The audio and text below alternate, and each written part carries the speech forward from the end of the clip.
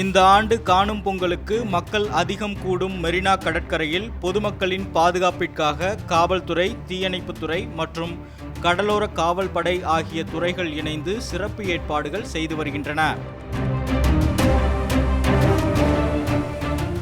ஏற்கனவே உள்ள விளக்குகளோடு கூடுதல் சோடியம் விளக்குகள் கடற்கரையின் மையத்தில் பொருத்தப்பட்டுள்ளதோடு கூடுதலாக 30 அடிக்கு ஒரு கண்காணிப்பு மேடையும் அமைக்கப்பட்டுள்ளது.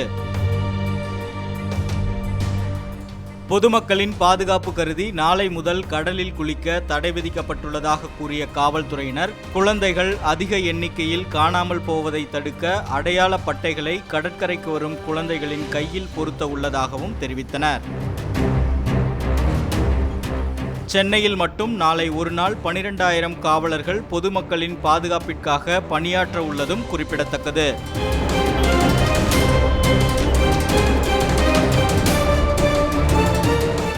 பிரேம்ராஜுடன் சேக் பரீத், ரெட் பிக்ஸ் நியூஸ்.